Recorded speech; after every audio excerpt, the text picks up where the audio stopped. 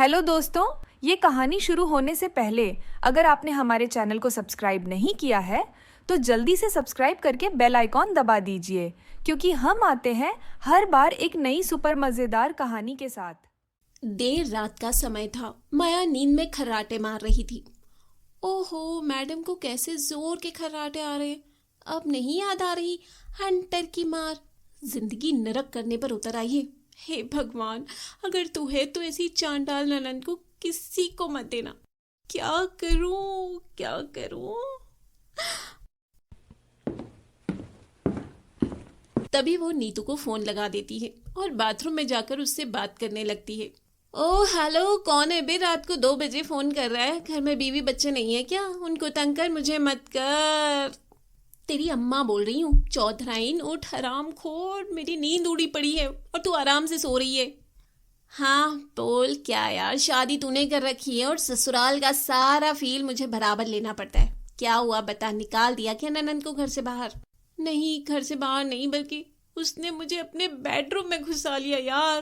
ए mummy, मेरी तो जिंदगी झंड हो गई इस ननद की बच्ची की वजह से। मेरी सास मुझे ऐसे घूरती है जैसे खीर नहीं चूहे का जहर दे रही थी, और मेरा पति तो मुझे ही चिंदी समझने लगा है। नीतू कुछ कर यार, वरना ये माया तो ये मेरा रिश्ता ही खत्म ना कर दे। मुझे तो बहुत डर लग रहा है यार। शांत परेशान आत्मा शांत। तू अब ध्यान से सुन। अब जब तू कमरे में आ ही गई है तो तू क्यों ना वो वाला काम कर दे। क्या बोलती है? इतना सुनकर सीमा के चेहरे पर खुशी की लहर दौड़ पड़ती है और वो फोन रखकर अगले दिन होने का वेट करती है। वो बाथरूम खोलकर बाहर आ ही रही थी कि तभी दरवाजे पर माया खड़ी थी, जो उसे एक टक देखे जा रही थी। रात के 2:30 बजे फोन पर किससे बात कर रही थी? भाभी? कहीं कोई अफेयर? छी, मेरा पति मेरा देवता है। तब तो पक्का मुझे मरवाने की सुपारी दे रही होगी। सो जाओ दीदी, कल का दिन वैसे भी लंबा गुजरने वाला है। और माया सीमा दोनों सो जाती हैं। अगले दिन माया अपने दोस्तों की किटी में जाने का डिसाइड करती है। आज तो भाभी की सबसे बढ़िया वाली साड़ी पहनूंगी। और माया खुश होकर चली जाती है कि तभी सीमा चुपके से कमरे में आती है।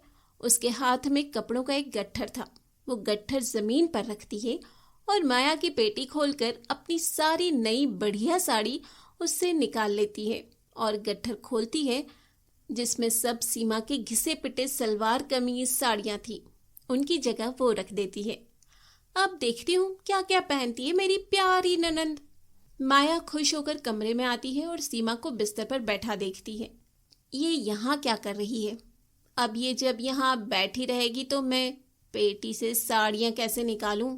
एक काम करती हूँ, चुपके से हाथ डालकर जो भी हाथ लगे ले ही लेती हूँ। अब सब साड़ी एक से बढ़कर एक ही तो है। और माया बड़ी सफाई से पेटी में हाथ डालकर चुपचाप से कपड़ा झोले में डाल लेती है। अरे दीदी, क्या हुआ? कुछ खो गया क्या?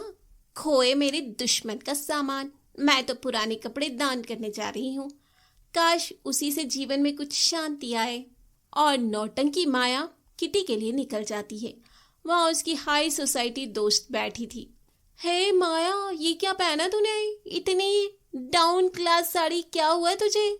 अरे असली कपड़े थे उस बैग में, सोचा तेरे यहाँ आकर ही चेंज कर, एकदम फ्रेश फ्रेश। वैसे ही रास्ते में तैयार होकर आती तो मुझे ही नजर लग जाती। अब पता चेंज कहाँ करूँ? आगे जाके राइट। माया वहाँ चली जाती है। अरे मैं तो बताना ही भूल गई कि वहाँ की लाइट्स खराब है। एनीवेज, तो किटी स्टार्ट करें गाइस। अरे यहाँ तो अंधेरा है। खैर, मुझे लाइट का क्या करना है, मुझे तो कपड़े ही बदलने हैं, टचअप बाहर जाकर कर लूंगी। अरे ये क्या, ये तो झोले में सूट है। इसका मतलब भाभी की अलमारी से मैंने सूट भी मार लिया। वाह, वेरी गुड माया। अब फटाफट पहनकर इनके होश उड़ा डाल। और माया कमरे से धीमे धीमे चलकर बाहर आती है। वो इतनी एक्साइटेड थी कि उसने खुद को एक बार भी नहीं देखा, मगर टीना और उसकी दोस्त जैसे ही उसे देखते हैं उनकी हंसी छूट पड़ती है। शाबाश माया, तो सच में रॉयल लग रही है यार, रॉयल भिखारन। देखो गाइस एक बार इसे। माया ने एकदम फटीचर सूट पहना था, जो साइज में भी इतना बड़ा था कि माया भिखारन से कम नहीं लग रही थी। और किटी में उसका सब मजाक बनाते हैं और माया का मुंह उतर जाता है। माया आईने में देखती है तो उसे पता चलता है कि असली खेला तो सीमा खेल गई है। माया के तन बदन में आग लग जाती है और वो क्रोध में भरकर उसी हालत में अपने मायके जा पहुंचती है। सीमा रसोई में काम कर रही थी, बाकी लोग हॉल में बैठे थे। तभी सीमा माया को देखती है तो उसकी हंसी निकल जाती है। हाय, मैं वारी जाऊं। अब बोल मेरी प्यारी ननद, आगे क्या बोलेगी? भाई, अपनी बीवी को समझा ले कि ये सब मेरे साथ ना करे। अगर ज्यादा पंगा लगी तो मुंह तोड़ दूंगी। माया, ये क्या तरीका है अपनी भाभी से बात करने का? और तू ये क्या अफलातून बनी हुई है? सब तेरी बहू की वजह से हुआ है। माँ, मैं बाहर जा रही थी और तब मेरी पेटी में से भाभी ने अपनी साड़ियां तो निकाल ली, लेकिन वहां पुराने कपड़े रख दिए। पर मैंने तो आपको कोई साड़ियां दी ही नहीं थी, आप ही तो बता रही थी इनको। हाँ दीदी, आप तो कह रही थी कि सीमा ने आपको मना कर दिया था, फिर ये अचानक। माया अपने फेंके जाल में ही कसती चली जा रही थी। सीमा हंसते हुए माया की ओर आंख मारती है। नहीं, वो मेरा वो मतलब नहीं है। इसने मेरे वाले कपड़े बदल दिए और जब मैं किटी पार्टी में तैयार हुई तो सब बस मेरी थू में लगे थे। पार्टी पर तो कपड़े दान करने जा रही थी ना? जाते हुए तो बड़ा बोल रही थी कि माँ, मन की शांति के बारे में कोई कुछ सोचता नहीं है, पुण्य करने से ही आत्मा शांत होती है।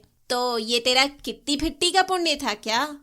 माया तो सीमा की एक चाल में ही ढेर होती जा रही थी और बिना किसी के बात का जवाब दिए कमरे में चली जाती है। सब देखो कैसे बातों में आ गए ना उस भाभी की। देखा, यही फर्क है पराई बेटी में और अपनी बहू में। अब मुझे तो गैर की तरह ही रखा जाता है। ठीक है भैया, मैं गैर हूं तो। माया की आंखें भर गई थी। तभी सीमा इतराते हुए माया के पास आती है और अपनी जीत की खुशी मनाती है। हमसे जो टकराएगा माटी में मिल जाएगा। शेर को मिला सवा शेर। ओ बल्ले बल्ले, क्यों दीदी, आज की कैसी लगी? और सीमा माया के चेहरे की ओर देखती है तो माया की आंखें नम थी। ये देख सीमा घबरा जाती है। तुम्हारी आंखों में आंसू दीदी? रो नहीं तो क्या, हंसू क्या? तू भी मेरी फिक्र करने का दिखावा मत कर भाभी। मुझे अकेला छोड़ दे, जा, चली जा यहाँ से, जा ना। वैसे भी तू तो जीत ही गई ना। मैं तो इस घर के आगे बन ही गई हूँ झूठी लालची मक्कार। पर तुम जाओ, बनो आदर्श बहू।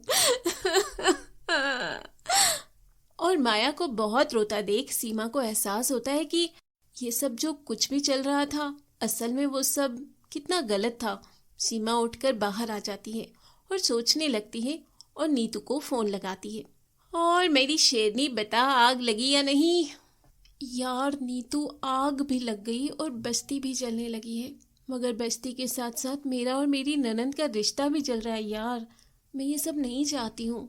पगला गई है क्या? क्या बोल रही है? हाँ, मैं एकदम सही बोल रही हूँ। मुझे अब ये खेल खत्म करना है। अरे हुआ क्या? मुझे पूरी बात तो बता। मैं भी कितनी पागल हो गई थी। जो दीदी गलत कर रही थी उसे ठीक करने के बजाय उसी गलती में जाकर कूद गई। अगर दीदी को कोई तकलीफ थी तो शायद बात करने से वो ठीक हो सकती थी, मगर ये सब करके तो हम दोनों का रिश्ता और खराब हो गया है। देखा जाए तो दीदी मुझसे कहीं ज्यादा तकलीफ में है। पहली तकलीफ लालच की, दूसरी जलन और तीसरी परिवार के टूटने की। अब मुझे ही कुछ करना होगा। सीमा बहाने से अपनी सास के कमरे में जाती है और उसके पांव दबाते हुए कहती है, माँ जी, आज जब नीतू से मेरी बात हो रही थी तो पता है उसने क्या बताया? वो सब सुनकर तो मेरा दिल ही बैठ गया था माँ जी। क्या? वो बता रही थी उसकी मौसी की लड़की अपनी शादीशुदा जिंदगी छोड़कर घर आकर बैठ गई है। अब माँ का खुद का घर है तो वहां जाने से भी कौन ही रोकेगा।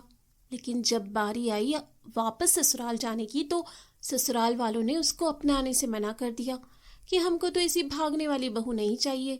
अब बेचारी बैठी है घर पर ही।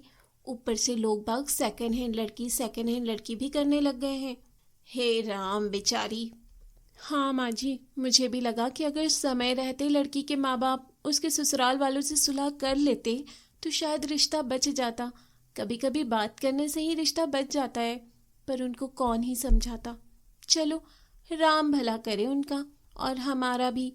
अच्छा माँ जी, अब आप सो जाओ। सीमा तो अपनी बात कहकर चली गई थी और कमला के दिमाग पर वो बात तुरंत असर कर जाती है और वो संदीप को अपने कमरे में बुलाती है। दोनों कुछ बात करते हैं। सीमा ये देखकर थोड़ी राहत महसूस करती है। उधर माया रोते रोते सो गई थी। अगली सुबह माया बाहर आती है तो वो रंजन और कलावती को सोफे पर बैठकर चाय की चुस्कियां लेते देखती है और उसके होश उड़ जाते हैं। आप लोग यहाँ? अब देखिए, क्या भाभी की इस प्यारी दुलारी ननंद का ससुराल वापसी का समय आ गया है। आपने हमारे चैनल को सब्सक्राइब नहीं किया है तो जल्दी से सब्सक्राइब कर लीजिए। इस वीडियो को लाइक, शेयर, कमेंट करना ना भूलें। फिर मिलेंगे अगले एपिसोड के साथ।